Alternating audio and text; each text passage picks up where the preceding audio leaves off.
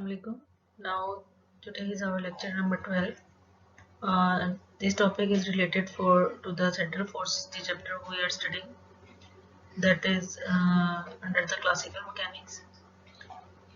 As we have previously discussed, that central forces are centralized forces, they are directed from some point towards the center or center, or from the center to some point outward, and or we can say that all the mass is concentrated or a center point, and for that point all the forces are regarded as the central forces.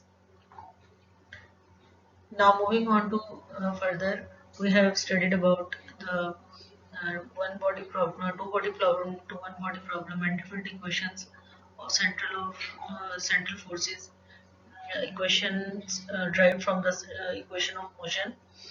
And then from that we have started for the Kepler's three planetary motions, which we have started previously. That topic is continued. Now moving up to next point, continuing our topic. Now that is Kepler's first law, planetary law, that the remaining portion. Now putting the values of u is equal to c cos phi cos theta plus c sin phi sin theta plus mk over L square. U is equal to c into cos phi cos theta plus sin phi sin theta plus mk over L square, taking the c common outside.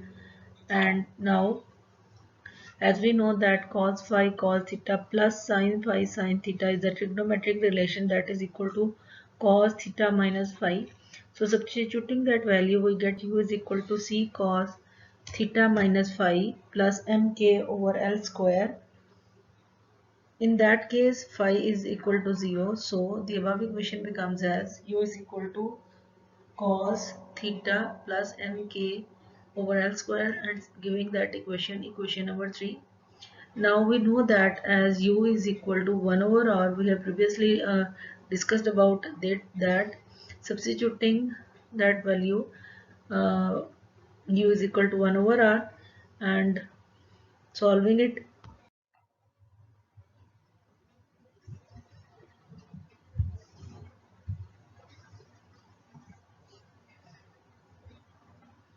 Now we know that the potential energy, is force is negative gradient of potential energy. So we can write from that equation, V is equal to minus integration f of r dr as negative gradient of potential V. Here f of r is equal to minus dV over dr, and from that equation we get minus f of r dr is equal to dV, and taking the integral on both sides we get V is equal to minus integral f of r dr. Substituting that value, both the law of, but the law of the force in that case is, we have previously written for that value, f of r is equal to minus k over r, as k is equal to all the constant values.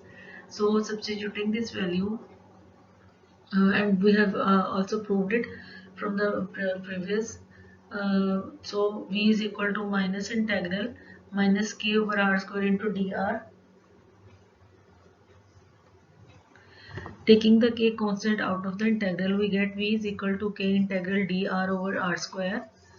Now integrating that 1 over r square, we get v is equal to k into minus 1 over r. Integrating 1 over r square, we get minus 1 over r.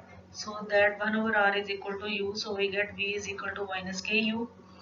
Now as we know that u is equal to 1 over r, so r will be equal to 1 over u.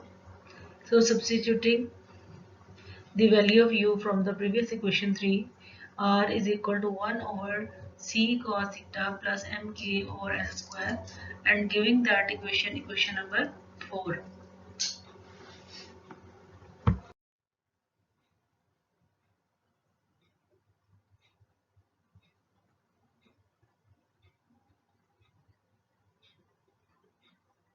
For the circular orbits motion, we know the equation of conic section is given as r is equal to p over 1 plus e cos theta, and that is equal to 1 over 1 plus cos theta divided by p. We have taken the numerator p in the division of the value 1 plus e cos theta over p.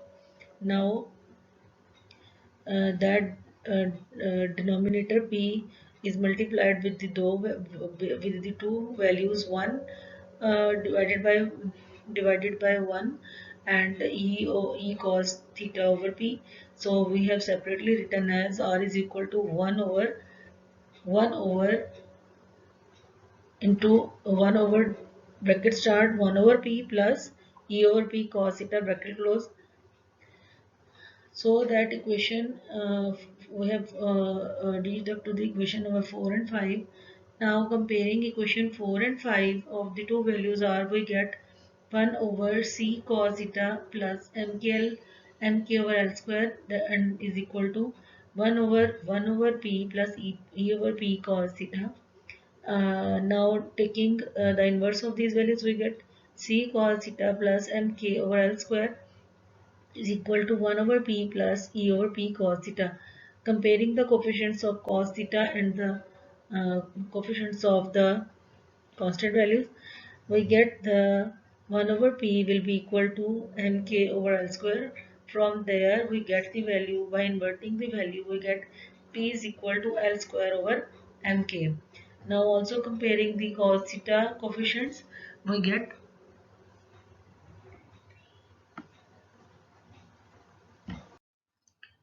from here we get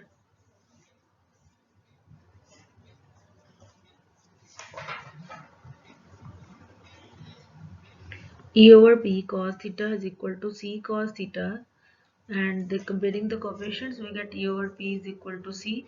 From here e is equal to cp, substituting the value of p in that equation, we get, from previous equation we get p is equal to l square over mk, so e is equal to c l square over mk, giving that equation number 6.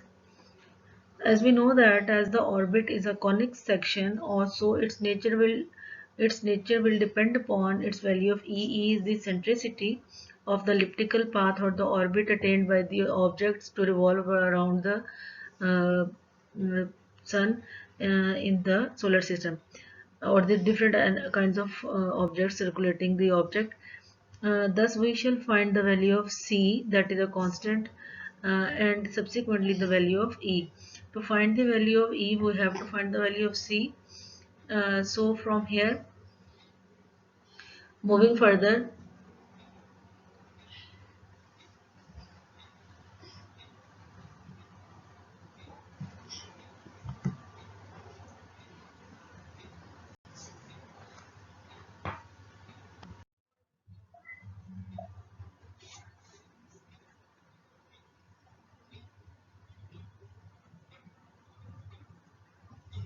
we have previously calculated the equation of motion for the central force in terms of energy conservation.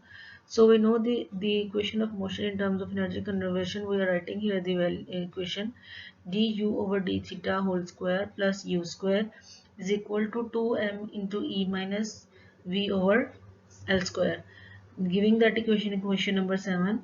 From here we know that capital E is the total energy and V is the potential energy. So to find the value of potential energy, we know that potential energy can be represented in the central field of force as V is equal to minus K over R, and from here V is equal to minus K into 1 over R square. We know that 1 over R is equal to U, so substituting that value we get V is equal to minus KU, giving that equation number 8. Putting the value of u from the previous equation number 3 in equation number 8, we get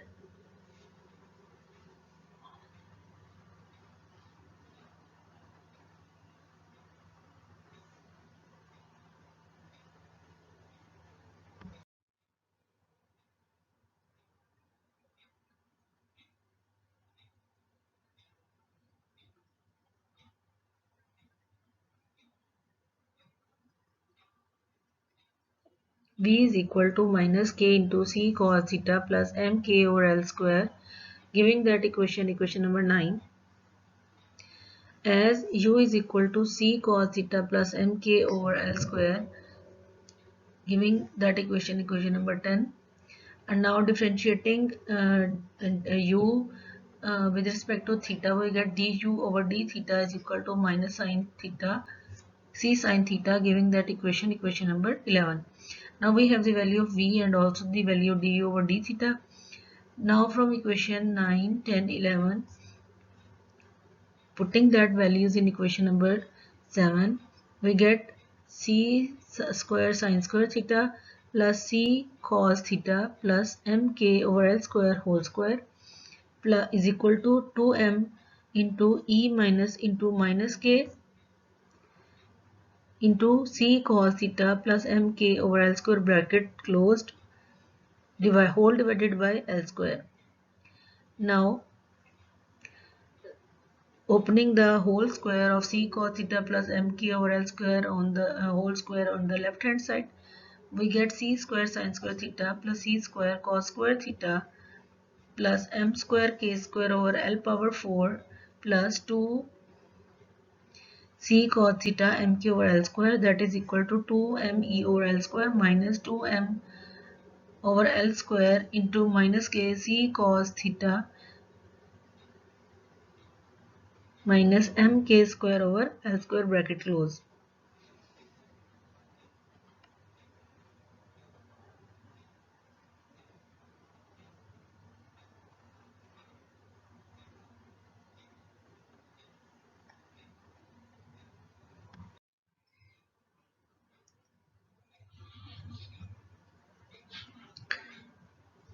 Now rearranging the equation and taking the commons, we get c square into sine square theta plus cos square theta bracket close plus m square k square over L power 4 plus 2k c m cos theta over L square is equal to 2m e over L square plus 2m c k cos theta over L square plus 2m square k square over L power 4. From here we can see that 2k cm cos theta over L square is on both sides, so they can be cancelled with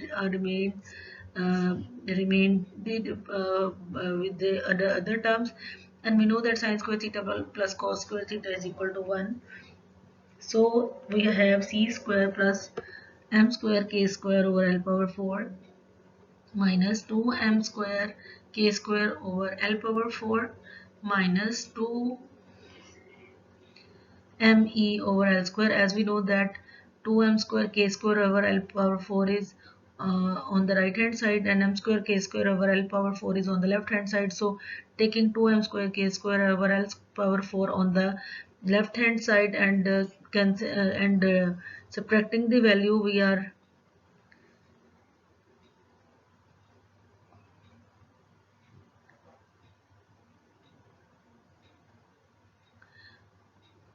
remained with the values with the two values. So we have c square plus m square k square over L power 4 minus 2m square k square over L power 4 minus 2m e over L square, and that is equal to 0. Now as taking the subtracting the two values, second and third, we get c square minus 2 c square minus m square k square over L power 4 minus 2m e over L square, that is equal to 0. From here c square can be calculated, so c square is equal to m square k square over L power 4 plus 2m e over L square. Now for the value of c, we take the under root on the both side, we get c is equal to under root whole value into under root 2m e over L square plus m square k square over L power 4, that is the equation number 12. Putting that value from equation number 12 in equation number 6 to find the value of c in regarding to calculate the value of e.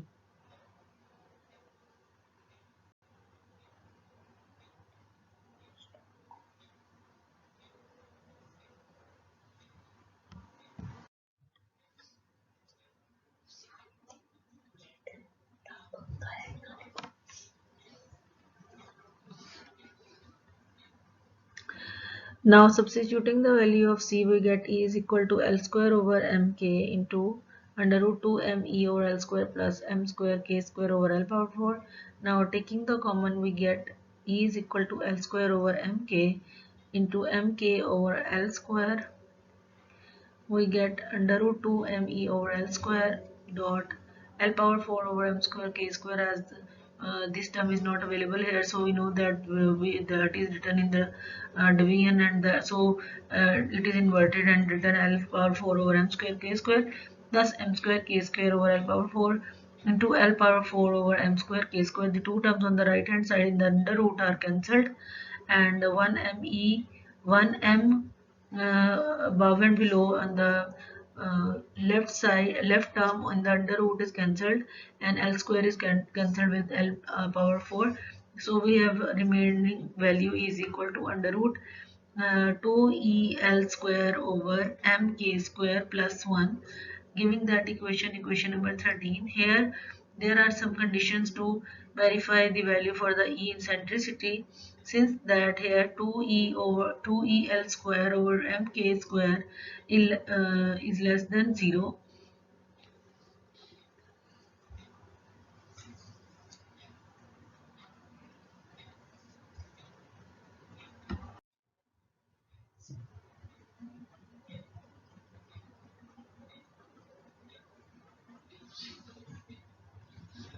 From equation 18, we can see that if 2el square over mk square is less than 0, then eccentricity E will be an ellipse. Capital E is the energy, total energy should be negative, but not so much negative that E becomes imaginary. You know that energy cannot be negative. If that is negative, that is the imaginary energy, and energy cannot ever be imaginary. Therefore, for the orbit to exist, the following conditions must be satisfied. So for that to that the energy cannot approach to negativity, there is a condition 2el square over mk square into mod is less than 1. So from here we get the value of E mod is less than mk square over 2l square. The energy of the planetary orbit should be less than 1 for the elliptical paths, for the orbits to revolve around the sun or any other object in the systems.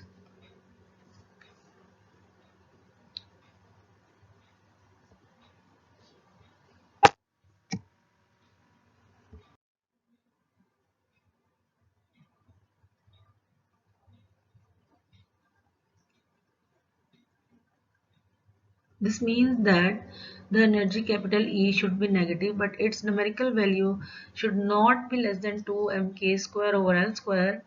We know that in case of planetary motion, total energy of the planet in the sun's gravitational field is always negative, so the orbit of a planet is an ellipse. This proves the Kepler's first law of planetary motion, and the statement for the Kepler's first law of planetary motion is given as: the planet moves around the sun in an elliptical orbit with the sun at one of its foci of the orbit. That is the statement for the Kepler's first law.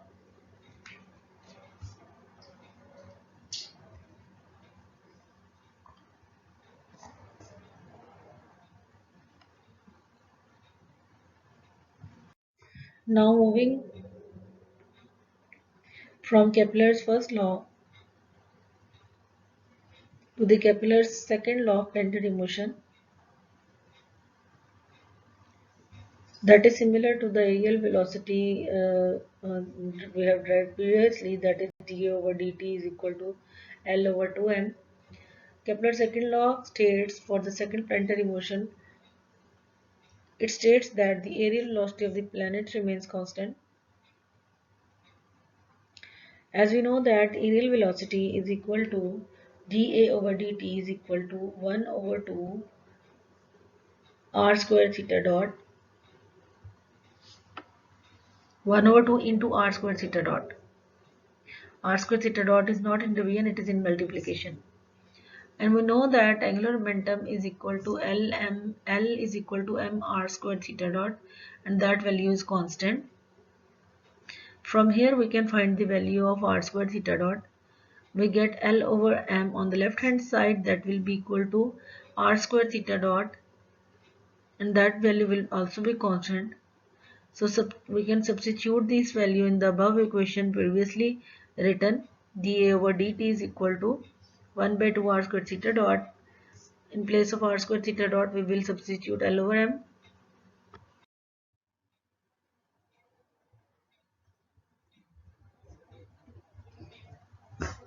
You can see from here, we're substituting the value of r squared theta dot is equal to L over 2m. In the previous equation, we get aerial velocity is equal to L over 2m, that is constant. This shows that the aerial velocity for the object to sweep in the circular path is constant. That means the object moves around this orbit in equal intervals of time, in equal patches in equal area in the equal interval of time. Here you can see the elliptical or path or the ellipse. Here you can see horizontal line, that is the semi major axis, and the vertical in shown here in the blue is the semi minor axis. Here there are the two foci on F1 and F2, and the green line from the origin to F1 is the linear eccentricity E, and center point is the origin. Also from center to point F2 focus is also the linear eccentricity, and the semi-major axis is designated by small a, and semi-minor axis is designated by small b, and the maximum point horizontally are vertex, and perpendicular maximum points of where the it touches with the orbital path is the co-vertex. And in the picture below you can see the elliptical path. There are two divertex in the dotted line, and the line from the focus to the orbit above and below, that is called the lattice rectum, and the half value from the focus to the point where it touches the orbital path, that is called the semi-lattice rectum. Now here are the formulas for the ellipse. The area of the ellipse is equal to pi AB. Semi-minor axis is equal to a into 1 minus e square under root, and semi-lattice rectum is equal to capital P is equal to a into 1 minus e square.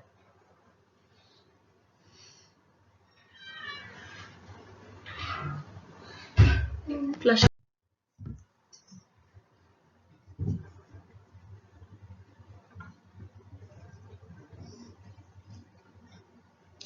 Here you can see the pictures of ellipse, the two vertical lines at some distance from the elliptical path or the ellipse is called the directrixes. From the focus to the directrix, the length is called focal perimeter. Here you can see the vertical line in blue, that is the minor axis, and the red dotted line on the horizontal is the major axis, and from origin to focus, that is linear eccentricity I told. The two black points on the left and right side are the foci. The green line from the focus to the above and below touching the ellipse is called the lattice rectum. Here you can see the designation for the eccentricity, semi-major axis, minor axis. Semi-major axis is designated by small a horizontally, and semi-minor axis vertically is designated by b, small b. Center to foci is the centricity small e. From the co-vertex to the focus, their length is equal to semi-major axis a,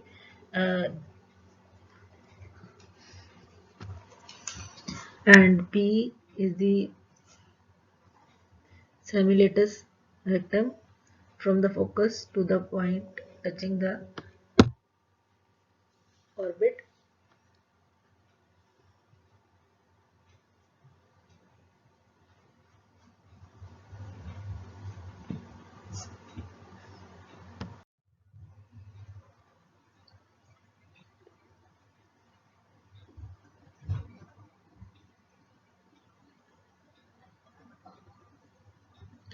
Now moving to the Kepler's third law of planetary motion.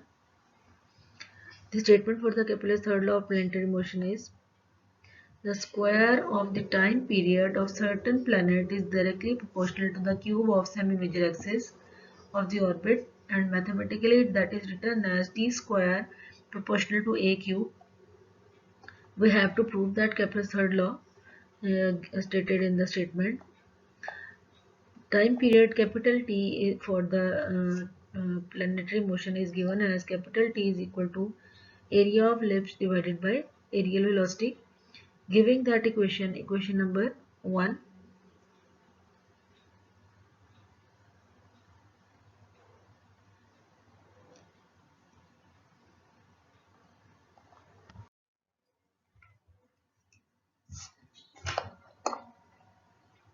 we know that area of ellipse is equal to pi AB, giving that equation number 2, and areal velocity is equal to 1 by 2 r square theta dot is equal to L over 2m. From here r square theta dot is equal to L over m, and that is from L is equal to m r square theta dot. Substituting that value in previous equation of time period capital T is equal to pi AB over L over 2m. From here, taking 2m on from the denominator to the numerator, we get T is equal to 2m pi AB over capital L. Giving that equation number 3, we are going to substitute the value of A and B in it. As we know that the relationship for small b is equal to A under root 1 minus E square. Substituting that value in previous equation, we get capital T is equal to 2m pi A into A under root 1 minus E square over capital L. That becomes T is equal to 2m pi A square under root 1 minus E square over capital L. Now we substitute the value of simulator rectum capital P, that is equal to A 1 minus E square, and from here we get the value of 1 minus E square as P over A 1 minus E square. Taking the under root on both sides, we get under root P over A is equal to under root 1 minus E square. We found the value from here of under root 1 minus E square. Substituting that value in the above equation, we get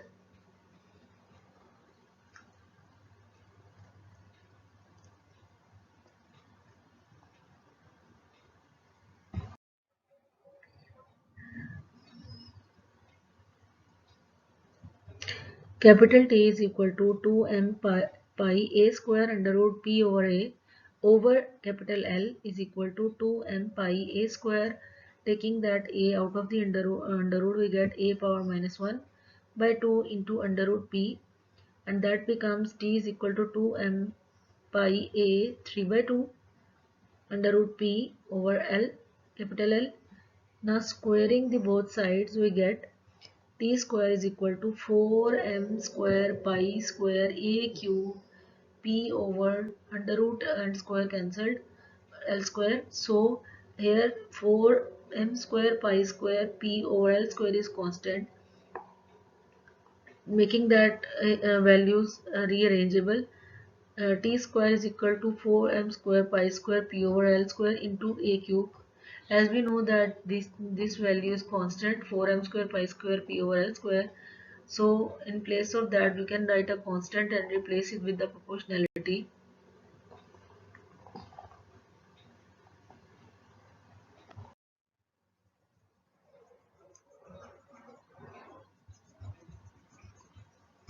From here, you can see T square is equal to constant into A cube, and that gives T square proportional to A cube. The statement discussed from the start of the topic of the Kepler's planetary motion, third planetary motion, that the square of period of the motion of the object to revolve is proportional to the cube of semi-major axis of the elliptical path that object is following. Since that is proved,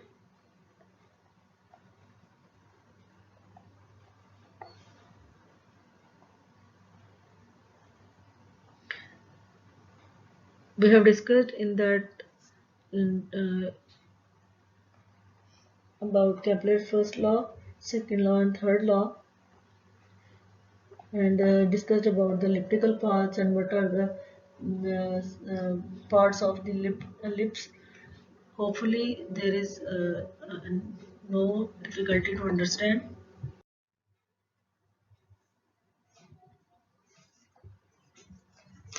The topic is further continued.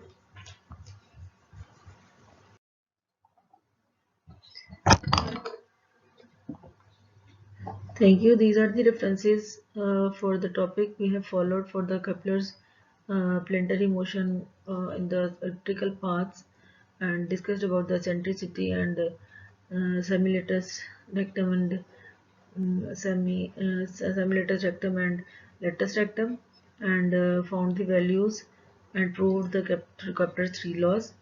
Thank you.